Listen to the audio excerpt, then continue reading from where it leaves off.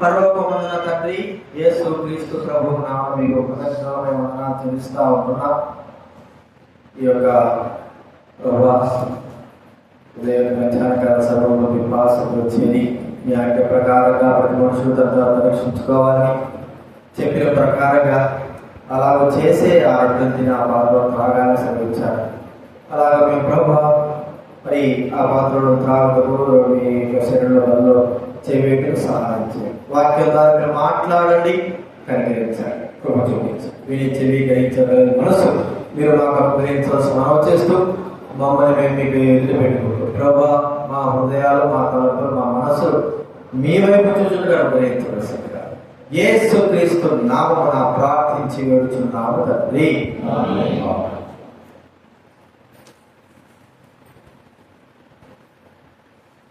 దైవ గ్రంథంలో నుంచి కొరింథీ రాసిన మొదటి పత్రిక 11వ అధ్యాయం. బైబిల్ తీయండి. బైబిల్ అయిన వారికి ముందు ఈ బైబిల్ దగ్గర బైబిల్ ఉంది కదా, చదవచ్చు కదా అసలు మీరు చెప్పిన వాళ్ళు వాక్యం. మొదటి కొరింథీ రాసిన పత్రిక 11వ అధ్యాయము 28వ వచనము 29వ వచనం మనం అందరం కూడా కలిసి చదువుకుందాం. బయట పనిచేసే వాళ్ళు ఒకవేళ ఎక్కువ ఉంటే లోపలికి వచ్చేయండి, లేకపోతే వాక్యం వినండి. 11వ అధ్యాయం 28వ వచనం 29వ వచనం అందరం చదువుకుందాం. కాబట్టి ప్రతి మనుషుడు తను తాను పరీక్షించుకున్నాడు, చదవాలని అలా చేసి ఆ పాత్రను ప్రభు శరీరముని వివేచింపక తిని త్రాగువాడు తన శిక్షాలకు కలుగుటకే తిని త్రాగుచున్నాడు. అదే రీతిలో లూకా రాసిన సువార్త 16 లూకా రాసిన సువార్త బైబిల్ వెనక నుంచి 69వ పేజీ. బైబిల్ వెనక నుంచి 69వ పేజీ. లూకా రాసిన సువార్త 16వ అధ్యాయం చూడండి. ఇక్కడ వెనక నుంచి 60వ పేజీ పైన ఉంటాయి. పేజీ నంబర్ 69వ పేజీ. లూకా రాసిన సువార్త 16వ అధ్యాయము 25వ వచనం మాత్రమే చదువుకుందా. లూకా రాసిన సువార్త 16వ అధ్యాయము 25వ వచనము మాత్రమే చదువుకుందా. అందుకు అబ్రహాము, కుమారుడా, నీవు నీ జీవిత కాలమందు నీకు ఇష్టమైనట్టు సుఖము అనుభవించితివి, అలాగుననే లాజరు కష్టం అనుభవించిన జ్ఞాపకం చేసుకున్నాము. ఇప్పుడైతే వాడు ఇక్కడ నెమ్మది పొందుతున్నాడు, నువ్వు యాతన పడుతున్నావు. ఇక్కడ మనం పరీక్షించుకోవాలని ప్రభు మనకు సెలవిస్తా ఉన్నాడు. ఏమో చెప్పుకుంటున్నాడు? నీ జీవిత కాలం అంతా కూడా లాజరుతో చెప్తున్న మాట, ఆ ధనవంతుడితో చెప్తున్న అబ్రహాముతో మాట. నీ జీవిత కాలం ముందు నీకిష్టమైనట్టు. కదండి, మనకు చిన్నతనం నుంచి పిల్లలకి వాళ్ళ ఇష్టం కదా, వాళ్ళ ఇష్టం. జాంకాయ కావాలి జాంకాయ, కర్ర కావాలి కర్ర, ఇంకే చెప్పండి. ఏది కావాలంటే వాళ్ళకు వాళ్ళ ఇష్టం, వాళ్ళు ఏడిస్తే చాలు. ఎక్కడ లేని ప్రేమ పోయి చెప్పండి, అన్నీ కూడా ఇస్తా ఉంటారు. మంచిదే కాదు చెప్పండి. అయితే మనం ఆలోచించేది ఏంటంటే, చిన్న వయసులో పిల్లలకి ఇష్టానుసారంగా జీవించడం మనం నేర్పుతా ఉంటున్నాం.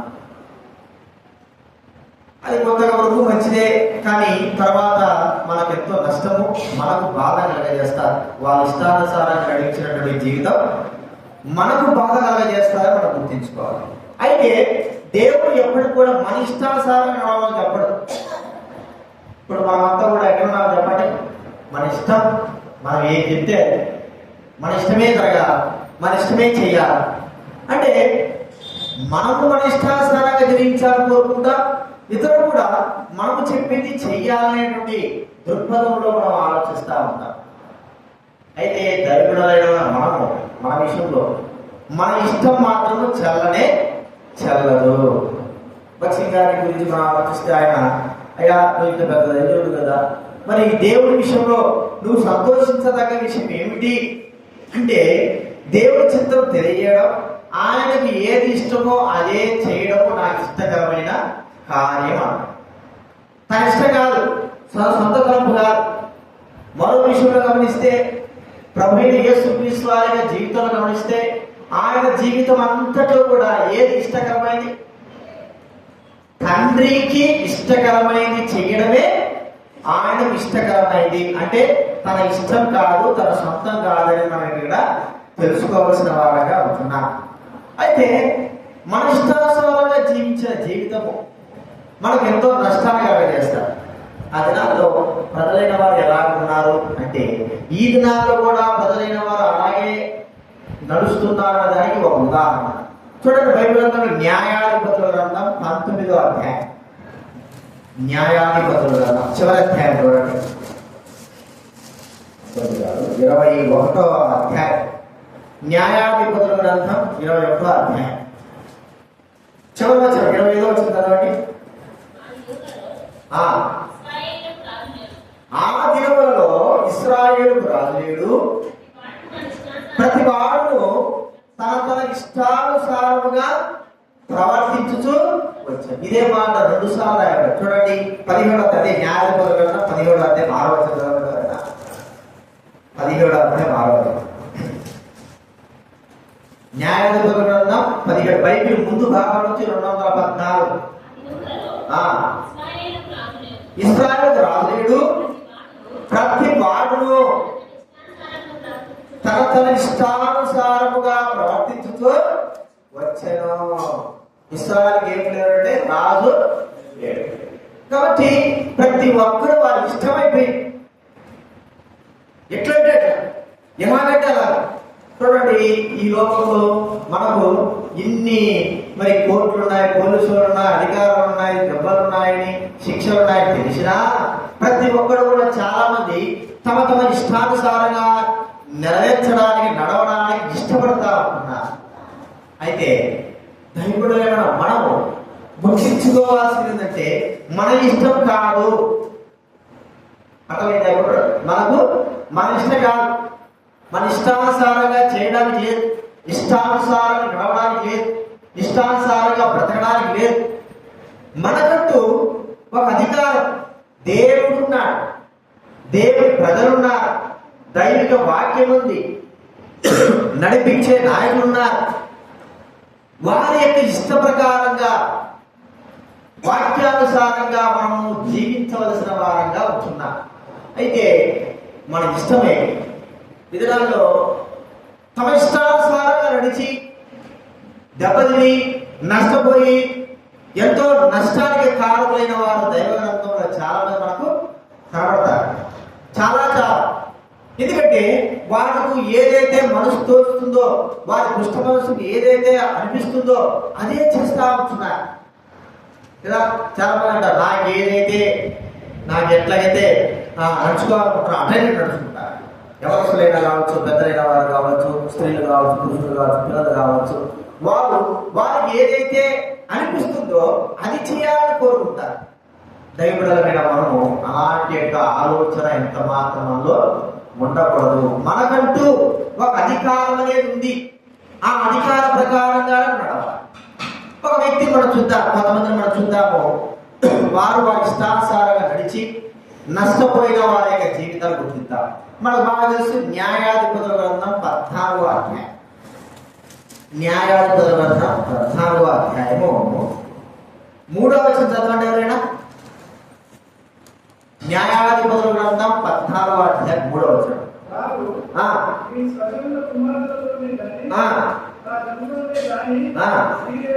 స్త్రీ లేదనుకుని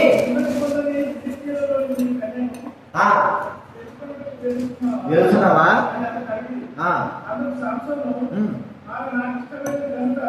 ఆమె నాకు ఇష్టమైంది కనుక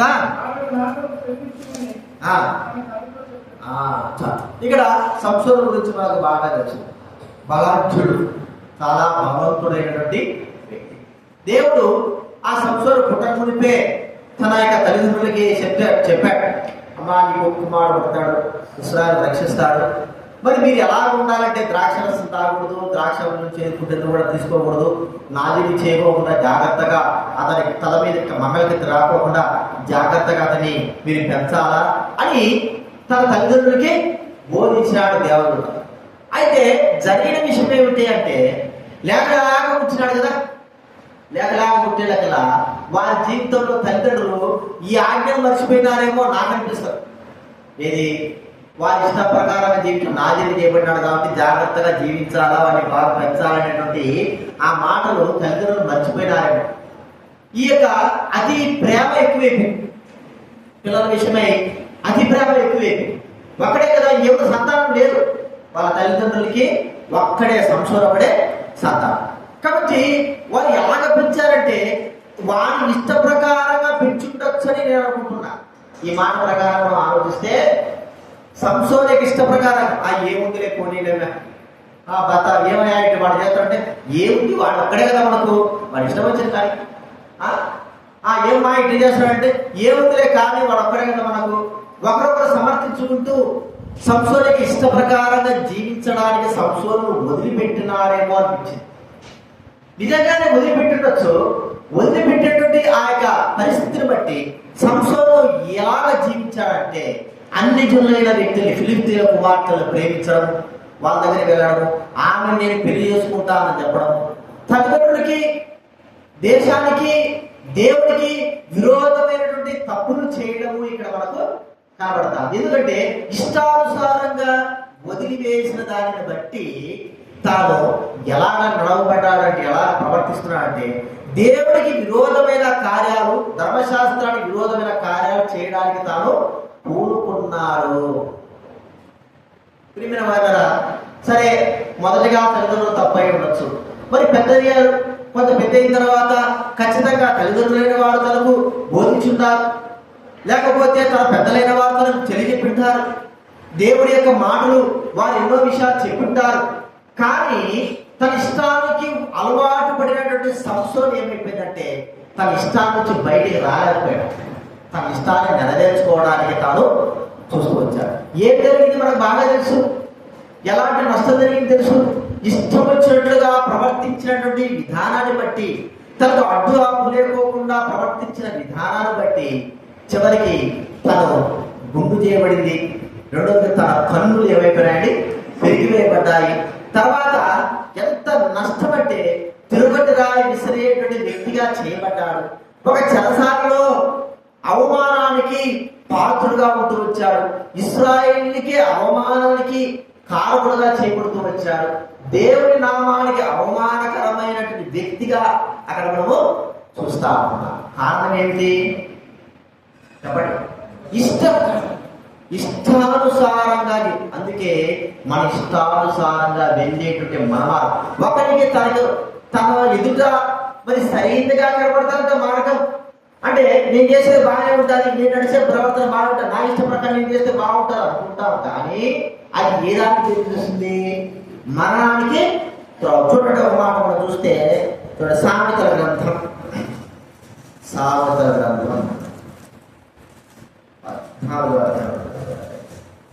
14వ అధ్యాయం 12వ వచనం ఎవరైనా? సామెతల గ్రంథం 14వ అధ్యాయం 12వ వచనం.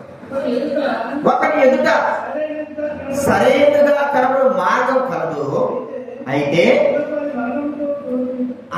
చివరికి ఏం చేస్తుందంటే మరణానికి త్రోవదీస్తుంది. చూడండి, ఈ మాట 3-4 సార్లు రాయబడింది దైవగ్రంథం. సామెతలోని 21వ అధ్యాయంలో రాయబడింది, 16వ అధ్యాయంలో రాయబడింది. అంటే ఒకరేంటంటే సరైనదిగా కనబడతా ఉంది మార్గం, కానీ అది చివరికి ఏమవుతుందంటే మరి మరణానికి త్రోవ తీసుకుంది.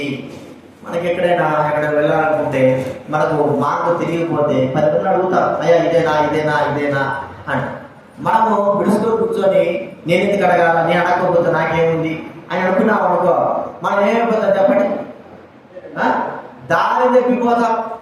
దారి తప్పిపోయి ఎటపోవాలో తెలియక మనం మన ఇష్ట ప్రకారంగా నడుస్తాం. హైవేలో పోతా అంటాము. మన ఇంటి వాళ్ళు ఎవరో చెప్పారు హైవేలో పోతాంటే జోరుపేటకు ఆదిలాబాద్ వెళ్ళారు. నివాళ జోకంట వాళ్ళ అన్నతో పెళ్ళి అయితే వాళ్ళు ఏం చేశారు, ఇక్కడ జోగిపేట దగ్గర అక్కడ కన్నిగా ఎక్కినారు. ఎక్కమైనా పోయింది బండి, తిరుక్కు వాళ్ళు ఎక్కడో దిగాల్సింది మర్చిపోయి పోయినారు. 7 కిలోమీటర్లు వెళ్ళిపోయినారు, అడక్కోవాలని వెళ్ళిపోయినారు. మళ్ళీ ఆడ తిరుక్కొని ఒకరు అడుక్కుంటా చేసుకుంటా అప్పుడు వస్తే అప్పుడు సరైన దారిలోకి వచ్చారు. అదే అడిగింటే ముందే అడిగింటే ఏమైపోయింది చెప్పండి, 10 కిలోమీటర్లు 7, 14 కిలోమీటర్లు కలిసి వచ్చేది కదా. అర్థమైంది మీకు? అంటే మనకి ఇష్టము, నాకు తెలుసు అనేటువంటి తలంపుతో మనం ఎప్పుడైతే వెళ్తామో, మన ఇష్టం అయితే వెళ్తామో, ఆ మార్గం మనకి ఏం చూపిస్తుందంటే మరణానికి వెళ్తుంది. ఎందుకంటే మనకు అసలు ఏమీ తెలియదు, మనం ఎలాగ నడుచుకోవాలో ఏమీ తెలియదు, ఎలాగ జీవించాలో ఏమీ తెలియదు. అందుకే ప్రతిదానికి కూడా ఒక మాన్యువల్ ఎలాగైతే ఉంటుందో, ఒక కొత్తగా ఉన్నటువంటి ఫ్రిడ్జ్ కానీ ఏదైనా మాన్యువల్ ఎలా ఉంటుందో, మన జీవితాల్లో కూడా మాన్యువల్ ఏదైతే ఉంది అదే దైవ గ్రంథము, దైవుడి లేక మాటలు, దేవుడి వాక్యము. కాబట్టి సంసోను తన ఇష్టాన్ని నెరవేర్చుకుంటడానికి వెళ్ళాడు. చివరికి జరిగిన పరిణామం ఏమిటి? ఎంత ఘోరమైన స్థితిలో వెళ్ళిపోయాడు. ప్రేమైన వార్తగా ఈ దినాల్లో మనం అలా ఉంటున్నామా? మన ఇష్టమొద్దు, మన తలపొద్దు, మన ఆలోచన వద్దు, మనము అనేటువంటి తలంపు మన జీవితంలో వద్దు. దైవ వాక్య ప్రకారంగా, దైవుడి యొక్క మాట ప్రకారంగా, దేవుడి యొక్క వాక్య ప్రకారంగా మనం నడుచుకుంటే మనం ఎప్పటికైనా సరే సరైన మార్గంలో మనము వెళ్తాం. ఇది సంసోను విషయంలో మనం చూస్తున్నటువంటి మాట. అంత మాత్రమేనా? సంసోను తర్వాత సౌలు గురించి కూడా మనం చూస్తే, సౌలు కూడా తన ఇష్ట ప్రకారం వెళ్ళాడు. అంటే తనకు రాజుగా చేయబడిన తర్వాత, ఇశ్రాయేలు మొదటి రాజులు సౌలు చేయబడిన తర్వాత సమూయేలు ద్వారా నుంచి తనకు కొన్ని ఆజ్ఞలు వచ్చినాయి, కొన్ని దేవుడి కార్యాలు చేయని ఆజ్ఞలు వచ్చాయి. ఈ ఆజ్ఞలను చేయలేకోకుండా తన ఇష్ట ప్రకారంగా నడుచుకున్న దానిని బట్టి తన రాజ్యం ఏమైపోయింది? కొట్టివేయబడింది. కారణం ఏమిటి? తన ఇష్ట ప్రకారం నడుచుకున్నాడు. రాజుగా నేను ఏమైనా చేయొచ్చు, నాకు అడ్డం ఉంది. ఒకవేళ మరి అమ్మాయిలు చంపాయాలు అందరినీ ఎవరిని లేకుండా చంపేసేయాలని ఇష్టము, ఒక్కరు కూడా ఉంచకూడదు, పశువులు కానీ పిల్లలు కానీ పసిపిల్లలు కూడా ఉండకూడదని చెప్తే ఏం చేశాడు చెప్పండి? అమాలేకుల రాజుని పెట్టుకున్నాడు. పెద్దగా మంచిగా పొరుమిన ఎద్దులు, పొరుమిన మరి ఆ యొక్క పొట్టేళ్ళు, బర్రెలు వాటిని తీసుకొచ్చుకున్నాడు. ఇది ఏమిటి? ఏముందిలే, ఇది కూడా ఎవరైనా పట్టించుకుంటారా? ఈ కొద్దిగా మనం చేసేది మంచిదే కదా, ఇదేమి ఆ దైవ కార్యమే కదా, దేవుడికే కదా. అయితే తన ఇష్టం నెరవేర్చుకోవడానికి చేసినటువంటి పనులు తనకి ఎంత నష్టాన్ని ఎలా చేశాయని చెప్పండి. పిచ్చోడు అయిపోయాడు కదా, దయ్యం బట్టి కొన్ని సంవత్సరాల దయ్యం బట్టి పిచ్చోడు తిరిగినాడు. అటువాదరు కాదు, చివరికి యుద్ధంలో దిక్కులేని సాగు వచ్చాడు. తన చావు తర్వాత ఏమైపోయిందంటే ఆడికైనా పూడ్చిపెట్టినారా అంటే తన శరీరాన్ని తీసుకుపోయి తాకాయ అవసరం బండ అవసరం తయారు. ఎంతటి అవమానకరమైనటువంటి స్థితిలో వెళ్ళిపోయినాడంటే తన ఇష్టం నెరవేర్చుకోవడానికి దేవుడు తన ఇష్టాన్ని, తన సంకల్పాలను చెబితే చేయకోకుండా తన ఇష్ట ప్రకారం నడుచుకున్న వ్యక్తి. ఈ దినాల్లో మానవ మాత్రం మనము గుర్తించుకోరండి, మనము నడవలేము, మనం ప్రవర్తించాలి. దేవుడైన వారు చెప్పినప్పుడు, దైవవాక్యం చెప్పినప్పుడు దానికి విధేయత చూపించి మనం ఎప్పుడైతే ముందు కొనసాగుతామో, మన ఇష్టం కాదు అనేటువంటి తలపు ఎప్పుడైతే మన జీవితంలో వస్తుందో సరైన మార్గంలో నడుస్తాం. లేకపోతే దారి తప్పిపోతాం, మనంతా మనమే దారి తప్పిపోతాం. ఎందుకంటే మనంతా మనమే నడిచాం కదా, మనంతా మనమే ఏర్పరచుకున్న మార్గం కదా, ఆ మార్గంలో మనం వెళ్ళాం కాబట్టి మనకు ఎదురయ్యే పరిస్థితులు ఏమీ గుర్తించుకోకుండా నష్టానికి మనము కారణమవుతున్నాం. కాబట్టి ఈ విషయాలు మనం గుర్తించుకున్నాం. అంత మాత్రమే ఇశ్రాయేలు గురించి మనం చూసుకుంటున్నాం. ఇశ్రాయేలు ఎలా ఉన్నారు చెప్పండి? వాళ్ళ ఇష్ట ప్రకారం నడుచుకుంటున్నారు కదా. చెప్పిన మాట ఒక్కరు కూడా వినడం, చెప్పిన మాట ఏది వినడం. వారు మూర్ఖత హృదయం ఏదైతే చెబుతుందో, వారు పక్కవారి మాట ఏదైతే ఉంటారో ఆ ప్రకారం నడుచుకుంటున్నారు. ఏమైనా బాగుపడ్డారా అంటే ఎంత మాత్రం బాగుపడలేదు. అంత కూడా మరణానికి దేవుడు వారిని అప్పగించాడు. చెప్పిన మాట వినడం లేదు. వారు ఏదైతే అనుకుంటారో అది చేయాలనుకుంటున్నారు, ఏదైతే చేయాలనుకుంటారో అది చేయాలనుకుంటున్నారు, ఏదైతే అనాలనుకుంటారో అదే అనాలనుకుంటున్నారు. చివరికి వారు ఎలాగా చేయబడ్డారంటే దేవునికి విరోధంగా, దైవ సేవకుడు మోషేకి విరోధంగా పోగు చేయబడిన వారిగా మనం చూస్తా ఉంటున్నాం. మన బాగా తెలుసు దాతాను అభిరాముల గురించి కూడా మనం బాగా తెలుసు. వారి ఇష్టానుసారంగా ప్రవర్తించాలని కోరుకున్నారు. ఒక అధికారం ఉందని వారు గుర్తించలేకపోయినారు. చివరికి వారి జీవితంలో నష్టం ఏమైందంటే భూమి నెలవించే వారిని తినివేసింది. అంటే ఇష్టము అనేది మనం ఉండొచ్చు, మన పిల్లలకి మనము ఇష్టంగా నేర్పిస్తాము. వాడి దైవిక విషయంలో మాత్రము మన ఇష్టం ఎంత మాత్రము చెల్లదు, మన యొక్క తలంపు ఎంత మాత్రం చెల్లదు. దైవికమైనటువంటి మాటల ప్రకారం మనము జీవించడానికి, దైవ వాక్య ప్రకారం, దైవుల యొక్క మాటల ప్రకారంగా జీవించాలని మనం ముందుకు కొనసాగాలి. అని మనం చూస్తా ఉంటున్నాం. అంత మాత్రమేనా? మరి నరక్షత్రుడు, డెమెఫ్రీ అనేవారు, ఎంబ్రీ అనేవారు, వీరందరూ కూడా దేవుని యొక్క కార్యాలకు, దేవుని మాటలకి వ్యతిరేక స్వభావం కలిగిన వారుగా చూస్తా ఉంటున్నా, ఎదిరింపు స్వభావం కలిగిన వారు చూస్తుంటున్నా. ప్రియమైన వారి ద్వారా ఆ తలంపు ద్వారా, అలాంటి కార్యాల ద్వారా వారు సంఘానికి కానీ, లేకపోతే ప్రజలకు కానీ, లేకపోతే సమాజానికి కానీ నష్టానికి కారకులుగా చేయబడ్డారు. ఇది మనం గుర్తించుకోవాలి. ఇది నా ప్రభు మనతో మాట్లాడుతున్నాడు. మనం మన ఇష్టాలను నెరవేర్చుకోవడానికి కాదు. అందుకే ప్రభు నాడు యేసుక్రీస్తు వారు చూడండి, యోహాను సువార్త 17వ అధ్యాయం, యోహాను సువార్త 17వ అధ్యాయం 4వ వచనం చదవండి.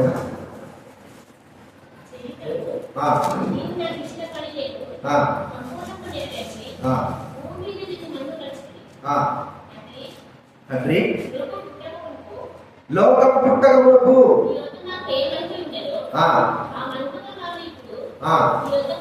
మీ యొద్ద మహిమ పరచుకో. నేను నా ఇష్టము నెరవేర్చుకోవడం రాలేదు. తండ్రి ఇష్టము చూడండి. మనం చూస్తే మత్తయి సువార్తలో 26వ అధ్యాయంలో చూడండి, 42 చదవండి. 26, 47.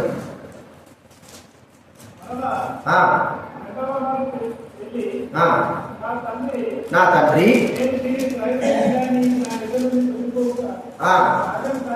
సాధ్యము కాని ఎడల నీ చిత్తమే సిద్ధించుగాక.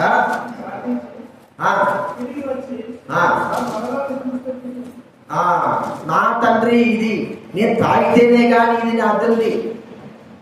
ఇంకో చూడండి, అంతకంటే ఒక ముఖ్యమైన మాట, యోహాను సువార్త 4వ అధ్యాయము 34వ చదవడమేనా?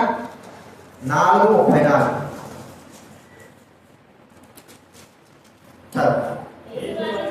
యేసు వారిని చూచి, నన్ను పంపిన వారి చిత్తం నెరవేర్చుటయు పని తుదముట్టించడు నాకు ఆహారమై ఉన్నది. నన్ను పంపిన వారి చిత్తం 5:30 చదవండి. అదే యోహాను సువార్త 5, బైబిల్ గణన నుంచి 4వ పేజీ, 5వ అధ్యాయం 30వ వచనం చదవండి. నేను వినినట్లుగా నన్ను పంపిన వాడి చిత్త ప్రకారమే చేయకూడదు కానీ నా ఇష్ట ప్రకారము చేయకూడను. కదండి, 36వ వచనంలో చూడండి. నేను నెరవేర్చుటకే తండ్రి ఏ క్రియలు నాకు ఇచ్చి ఉన్నాడో నేను చేసిన ఆ క్రియలే తండ్రి నన్ను పంపినాడని నన్ను గురించి సాక్షి. అంటే నా ఇష్ట ప్రకారం నేను చేయడం లేదు అని ఇక్కడ మరి ప్రభువైన దేవుడు చెబుతా ఉంటున్నాడు. నా ఇష్ట ప్రకారం నేను చేయను. చూడండి, ఇంకో మాట ఉంది. 6వ అధ్యాయం, యోహాను సువార్త 6వ అధ్యాయం 35వ వచనం. 6వ అధ్యాయం 35వ వచనం. నా ఇష్టం నెరవేర్చుకొనుటకు నన్ను పంపిన వారి చిత్తము నెరవేర్చుటకై పరలోకము నుండి, నన్ను పంపిన వారి చిత్త నెరవేర్చడానికి ఏం చేశానంటే పరలోకం నుండి దిగి వచ్చాను. అంటే తన ఇష్ట ప్రకారం నడుచుకోవడానికి లేదు. ఈ దినాల్లో మనం కూడా మన ఇష్టాన్ని నెరవేర్చుకోకూడదు మనకి ఇక్కడ ప్రభు చెప్తున్నారు. మొట్టమొదటిగా మీరు చేయాల్సింది ఏంటంటే మీ పిల్లల ఇష్ట ప్రకారంగా చేయడానికి మీరు అనుమతించకూడదు. అప్పుడు మీరు ఏం చేస్తారంటే నేను కూడా దేవుని ఇష్టాన్ని నెరవేర్చడానికి ఇష్టపడతాను. మనం ఎప్పుడైతే దేవుని ఇష్టాన్ని నెరవేర్చడానికి ఇష్టపడతామో మనము కూడా మన పిల్లల ఇష్ట ప్రకారం జీవించడానికి వారికి అనుమతి మనం ఇవ్వం. మనం గుర్తించుకోవాలి. మనకి ఇంత మాదిరికరంగా ఉన్నాడు. తండ్రి మనం ఆలోచిస్తే తండ్రికి ఏదైనా చేయడానికి తండ్రి తరపున కుమారుడికి అధికారం ఉంది. కానీ ఏది కూడా తండ్రి ఆజ్ఞ లేదు ఆయన ఎంత మాత్రం చేయడానికి ఇష్టపడము లేదు. తండ్రి ఏదైతే చెబుతాడో, తండ్రికి ఏదైతే ఇష్టమో, తండ్రి ఏదైతే చెయ్యమని ఆజ్ఞాపించాడో అది చేయడానికి ఇష్టం. మరి మన విషయమైతే మనకి ఎన్నో ఆశలు ఉంటాయి, ఎన్నో తలపులు ఉంటాయి కదండి. పిల్లలైతే మనం ఆలోచిస్తాం, పిల్లలకు వాళ్ళు కూడా ఒక డ్రీమ్ ఉంటుంది. వాళ్ళ ఇష్ట ప్రకారం నడుచుకొని వాళ్ళ ఇష్ట ప్రకారం అంటా ఉంటారు. మంచిదే, వాళ్ళ ఇష్టమైన ఎలా ఉంటుంది వాళ్ళ ఇష్టం. మనం ఆలోచించినంతగా ఉంటుందా? మనం ఆలోచించిన రీతిలో వారు నడుస్తారా? మనం ఆలోచించిన రీతిగా వారు జీవిస్తారా? ఉండలేదు. కారణం ఏంటి? వారు తమ ఇష్ట ప్రకారంగా వెళ్ళడానికి ఇష్టపడ్డారు. ఆ మార్గం దేనికి పోతుందంటే మరణపు మార్గం. యవనస్తులు ఎలా జీవిస్తారు? వారి ఇష్టానుసారంగా హైదరాబాద్ కావచ్చు, పెద్ద ఆ పట్టణాల్లో వారి ఇష్టానుసారంగా జీవించి వారి జీవితాన్ని ఏం చేస్తున్నారు చెప్పండి? నాశనానికి. తల్లిదండ్రుల మాట ఎదురు. కారణం ఏంటంటే చిన్నప్పటి నుంచి వాళ్ళ ఇష్ట ప్రకారంగా వారిని పెంచడానికి బట్టియే అని మనం గుర్తించుకోవాలి. మన ఇష్టమే ప్రాముఖ్యమైనది కానీ వారి ఇష్టం ప్రాముఖ్యమైనది కాదు. ఇప్పటికైనా సరే మేమైనా సరే మా పిల్లల విషయంలో వారి ఇష్టం కాదు. మీరు చూడండి, నేను ఆలోచించేది ప్రాముఖ్యం కాదు. కానీ ఎక్కడైనా సరే సేవకుల పిల్లలు కావచ్చు, విశ్వాస పిల్లలు కావచ్చు, పిల్లలు ఎలాంటి డ్రెస్ వేసుకొస్తారు మీరు చూడండి. మీరు ఆలోచించండి. మా తెలుసు చూడండి, ఏ రోజైనా సరే ఫ్రాక్లు వేసుకున్నట్టు మీరు చూసినారా? ఇంటికా కానీ బయట కానీ. నిన్న స్కూల్కి 10th క్లాస్ పిల్లలు 9th క్లాస్ పిల్లలు మీటింగ్ పెట్టుకుంటారు కదా, అది పోయి వాళ్ళ స్నేహితులు వచ్చినారు. ఒక్కొక్కరు ఎట్లా బట్టలు వేసుకొచ్చారంటే అట్లా బట్టలు వేసుకున్నారు. అందరి ముందు ఈ పిల్ల ఎట్లంటే పంజాబ్ చేసుకుని సాధారణ ఉంది. నాకు అనిపించింది, ఒరే ఈ పిల్లలు ఇంత బాగుందని ఈ పిల్లకి నేను ఇంత చేసినా అనిపించింది. కానీ అట్లా చేస్తే మాత్రం అట్లా మాట్లాడు మళ్ళా అర్థమయ్యా మీకు? ఆ టైప్లో కానీ చేయించినారా పిల్లలు ఏంటి రేపడి మాటైనా అసలుకి ఇప్పటికైనా సరే. కారణం ఏమిటంటే మన ఇష్ట ప్రకారంగా జీవించడానికి వారికంటూ ఒక సమయం వస్తారు, వారు తెలుసుకునే సమయం వస్తారు. ఏది మంచిగా ఆ సమయంలో వారిని కొద్ది వరకే ఆ ఎప్పుడైతే వారికి ఇష్ట ప్రకారం జీవించాలని ఇష్టపడతామో చివరికి వారి యొక్క నష్టాన్ని మనం కూడా చూస్తాం. అందుకే దైవబిడ్డలుగా మనం గుర్తించాల్సింది ఏంటంటే మన ఇష్టం కాదు. నేనైనా సరే పెద్దలైనా సరే ఏదైనా దైవబిడ్డగా వారు చెప్పినప్పుడు మీ ఇష్టం అనుకుంటు, మీ ఇష్టం. పెళ్లిలో చేశారు, నేను నా పెళ్లి జరిగేటప్పుడు కూడా అదే రాజారావులు చూశాడు. మీ ఇష్టం అనుకుంటు, మీతో దేవుడు మాట్లాడే కదా, నాతో దేవుడు మాట్లాడేది పక్కన పెట్టండి. మీరు ఏం చూపిస్తారు? ఎవరైనా నల్లగా ఉన్నా తెల్లగా ఉన్నా ఎవరైనా సరే కాదు, నాకు అనవసరం. మీరు ఏం చెప్తారో అదే దేవుడు చెప్తారు. ఇట్లా నేను చెప్పాను. ఇప్పుడున్న పిల్లలు ఆడపిల్లలు పిల్లలు కావచ్చు, ఆయన వాళ్ళు ఎవరైనా చెప్పడానికి లేదు. దేవుడు మాట్లాడాలంట. ఎట్లా మాట్లాడతారు మీ దేవుడు? ఎట్లా మాట్లాడతాడు నీ దేవుడు? సరే నీతో మాట్లాడండి అనుకో, వాళ్ళతో మాట్లాడద్దు. వాళ్ళని ఒప్పుకున్నప్పుడు నీకు దేవుడు మాట్లాడండి, నీతో ఒప్పుకున్నప్పుడు వాళ్ళు ఒప్పుకోవద్దు. ఇతన్నీ ఏంటంటే ఇష్టపూర్వకంగా అంటే ఏదో దేవుడు చిత్తమైంది ఒకటి వచ్చింది, అది కూడా నచ్చిందే కాదు చెప్పలేదు. కానీ నువ్వు కనుక్కోలేకపోతావే, నువ్వు కనుక్కోలేవు దేవుడి చిత్తాన్ని. కనుక్కునేటువంటి మార్గము చాలా వరకు, ఎందుకంటే నేను చెప్పేది ఏంటంటే మనకు అంత స్థాయి లేదు. ఏ స్థాయి లేదు చెప్పండి? దేవుడి చిత్తాన్ని పరిపూర్ణంగా కనుక్కొని దేవుడి చిత్తాన్ని తెలుపుకునే స్థాయి వరకు లేదు. కానీ ఎలాగ తెలుసుకోగలం? ఒక సూచన, ప్రభా దైవుడితో ఒకవేళ నాతో మాట్లాడలేకపోయినావు, ఇది దేవుడి చిత్తం కాకపోవచ్చు. నీవు దేవుడితో మాట్లాడు ప్రభా, నీవు దేవుడితో నువ్వు మాట్లాడు. వారి ద్వారా నాకు నీ చిత్తాన్ని తెలియజెప్పుకొని మనం ప్రార్థించవలసిన వారగా. కాబట్టి గుర్తించుకున్నాం, మన ఇష్టం ఎప్పుడైతే మనం నెరవేర్చుకుంటామో అది దేవునికి ఇష్టం కాదు. దేవునికి ఇష్టమైనది మనకు ఇష్టం ఉండదు ఒక్కోసారి, కానీ మనకు ఇష్టం కానీ ఏదైనా సరే దేవుడికి ఇష్టపడితే దానికి ఎంతకైనా సరే మనం ముందుకు కొనసాగాలి. మన ఇష్టం ప్రాముఖ్యంగా ఒకటే మనం గుర్తించుకోవాల్సింది అంటే మన ఇష్టాన్ని మనం ఏం చేసుకోవాలి చెప్పండి, చంపుకోవాలా, తీసేసుకోవాలా. అది ఇట్ట కాదు, ఇదైతే బాగుంటుంది, అదైతే బాగుంటుంది, ఎన్నైనా బాగుంటుంది. దైవడులు ఏదైతే మనకు చెప్తారో అదే మనకు ఇష్టకరంగా. ఎందుకంటే ఆ మాట ప్రకారం వెళ్ళాలి. అది మనం గుర్తించుకోవాల్సిన వారంగా ఉంటున్నారు. కాబట్టి ప్రభువైన యేసుక్రీస్తు వారు మాదిరిగా ఉంటున్నారు. ఇంకా మరి చాలా మంది దైవడుల వారు మాదిరికరంగా. ఇంకొక మాట మనం చూస్తే దావీదు గురించి కూడా మనం తెలుసుకోవాలి. దావీదుకు చాలా ఇష్టం ఉంది, దేవుని మందిరం కట్టాలని ఇష్టం ఉంది కదా. ఏం చేశాడు దావీదు? దేవుడు చెప్పక మునుపు అంటే నేను మందిరం కట్టాలా అనుకోని రాజ్యాలు జయించి బంగారు రత్నాలు గంధం చక్కలు అన్ని కూడా సమకూర్చాడు. అన్ని సమకూర్చిన తర్వాత దేవుడి మందిరం కడతాము అనే ఆలోచనతో నాకంతా చెప్తాడు, అయ్యా నేను దేవుడి మందిరాన్ని కట్టాలనుకుంటున్నాను, గుడారాల దేవుడు అంటే. నాతాను దేవుడు ప్రవక్త కదా, దేవుడు చెప్పాడు నాతానా దావీదు మహారాజు మరి ఆలోచన వచ్చింది దేవుడి మందిరాన్ని కట్టాలని. అయితే దావీదు మహారాజు మాత్రం కట్టదు, అర్థమైంది ఇప్పుడు. దావీదు మహారాజు మాత్రము కట్టడానికి వీలే, అతను కుమారుడు కట్టొచ్చు అన్నాడు. ఇప్పుడు చూడండి, మనమైతే ఏం చేస్తాం చెప్పండి? ఇంతగా నేను మందిరాన్ని సమకూర్చి ఇంతగా చేస్తే నన్ను ఏం చేస్తున్నాడు? అయితే దావీదు మహారాజు ఎంతటి మరి అంటే ఆ వ్యక్తి ఎంత విధేయత కలిగిన వాడంటే, దేవుడు ఏదైతే చెప్పాడో నాకు కట్టొద్దని చెప్పాడు కాదు దేవుడు, కానీ వస్తు సామాగ్రి సమకూర్చడం చెప్పలేదు కదా. కేవలం మందిరాన్ని మాత్రమే కట్టొద్దని చెప్పాడు. కట్టించడానికి, బలవంతాన కట్టించడానికి కూడా తనకు ఏముంది? అధికారము ఉంది, కానీ అధికారం చేయలేదు. ఎందుకంటే దేవుడు వద్దన్నాడు కాబట్టి ఇక నాకు వద్దు, అది నా కుమారుడికి ఏదైతే సామాగ్రి కావాలో అన్ని నేను సమకూరుస్తాను. అన్ని కూడా సమకూర్చాను, నన్ను దేవుడు కట్టొద్దన్నాడు, నేను కట్టను. కాబట్టి దేవుడు చిత్త ప్రాముఖ్యం, దేవుడు మాట ప్రాముఖ్యం. తన ఇష్ట ప్రకారంగా చేయడం ప్రాముఖ్యం కాదు.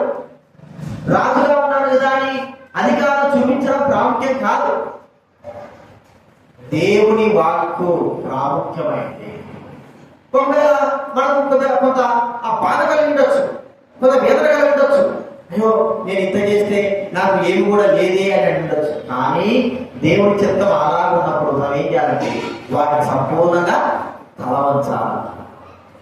మన ఇష్టాన్ని నెరవేర్చుకోవడానికి మనకి అంత మాత్రం అధికారం అనేది లేనే లేదు అని మనం గుర్తించుకోవాలి. కాబట్టి ఎక్కడైనా మనము ఎలాగ జీవిస్తా ఉన్నాం? యేసుక్రీస్తు వారి కూడా ఒక మాదిరికరం ఉన్నాడు, దావీదు మహారాజు ఒక మాదిరికరం ఉన్నాడు, అనేకమైన భక్తులు ఒక మాదిరికరంగా ఉన్నారు. ఆమె ఇష్టం నెరవేర్చడానికి మనకై నోవాహు కూడా గుర్తిస్తే మనం చూస్తే, నోవాహు విషయంలో గమనిస్తే, నోవాహుకు దేవుడు చెప్పాడు ఓడ తయారు చేసుకో. అందరూ కూడా బయట లోపలికి రావాలి పిల్లలు. అప్పుడే ఎందుకు ఉందారు అసలు మీరు? నోవాహు చెప్పాడు ఓడ తయారు చేసుకోవాలి. ఓడ తయారు చేసుకుంటే 120 సంవత్సరాలు ఓడ తయారు చేస్తున్నప్పుడు నోవాహు అనేకమైన మాటలు ప్రజలకు చెప్తున్నప్పటికీ కూడా ఎవ్వరు వాడారా. మరి చివరికి ఆ జంతువులన్నీ కూడా, పక్షులన్నీ కూడా ఆయన ఓడలో ప్రవేశించాయి. చూస్తున్నాడు, ఆలోచిస్తున్నాడు. నోవాహు బంధువుల దగ్గర పోయినాడు, వారి యొక్క కుటుంబ సభ్యుల మీద రండ్రా అన్ని వచ్చేస్తున్నాయి, రండ్రా లోపలికి రండ్రా అని చెప్తున్నాడు, కానీ ఒకరు కూడా రావాలి. నా వల్ల ఏం కాదురా మీరు రండ్రా అంటున్నాడు. చివరికి లోపల తను ప్రవేశించాడు, తన కుమారుడు కొడవలతో సహా, వారితో సహా. దేవుడు ఏం చేశాడంటే మూత డోర్ మూసేశాడు. ఇప్పుడు అందరూ వచ్చి ఆ ఓడ దగ్గర అరుస్తా ఉన్నారు. ఒకవేళ దేవుడు మొయ్యకపోయి ఉంటే అర్థమైంది, దేవుడు డోర్ గారు నేర్పిపోయాడు, నోవాహు ఏం చేసేవాడు చెప్పండి? తన వాళ్ళందరూ లోపలికి రాయించుకుందేవాడేమో. అంటే ఎందుకు లేదు చచ్చిపోతాడు, కానీ దేవుడు నిమిషాలు కాబట్టి సరిపోయింది. తన ఇష్ట ప్రకారంగా జీవించడానికి ఏ మానవుడు కూడా దేవుడు సెలవు ఇవ్వడు. ఇప్పటికైనా గుర్తించుకుందా, మన ఇష్టం కాదు దేవుడి ఇష్టం, మన ఇష్టం కాదు దేవుడి యొక్క మాట, దేవుడి వాక్యం యొక్క మాట.